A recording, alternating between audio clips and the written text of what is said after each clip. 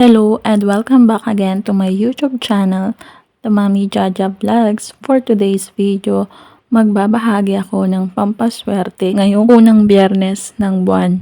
Mahalaga na makagawa kayo ng mga pampaswerte ngayong araw na ito dahil ito ang mga araw na may malakas na energy para matupad at makamit ninyo ang mga ninanais nyo sa inyong buhay, lalong-lalo na sa usapin sa pera. Ang paglalagay ng dahon ng laurel sa inyong wallet kailangan ay buo. Ilalagay lamang ito sa inyong wallet na kasama ng mga pera. Iipit lamang ang dahon ng laurel sa perang papel o kung walang laman na perang papel, pwede namang isiksik lamang sa inyong wallet. At saka nyo ito bulungan. Ang dahon ng laurel, bulungan ito ng mga kahilingan nyo na magkaroon kayo ng maraming pera, hindi ka na mauubusan. Maglagay ng isang dahon ng laurel sa inyong wallet. Alam naman natin na ang dahon ng laurel ay subok na yan na pampaswerte. All-in-one pampaswerte. Pampaswerte sa pera, sa negosyo, sa tahanan.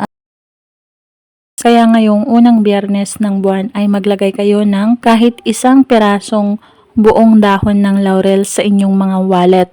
At napaka-epektibo niyan na mag-akit ng pera, magiging money magnet, maproteksyonan din kayo sa mga anumang uri ng kapahamakan. Kung may nailagay na kayo noon, ngayon ang the best na pagpapalit ngayong unang biyernes ng buwan at kapag mga full moon at new moon, yan yung mga araw na pagpapalit ng dahon ng laurel sa inyong wallet. Tandaan na ang mga ganitong pamamaraan ay magsisilbing gabay at pampaswerte lamang. Tanging ang ating pagkilos, pagsisipag, pagtsatsaga, pagdiskarte, pagtatrabaho at lalong-lalo na ang manalangin ng taimtim sa poong may kapal ang siyang makakatulong sa atin para tayo ay umunlad, umasenso, magtagumpay at matupad ang mga pangarap natin sa buhay na yumaman.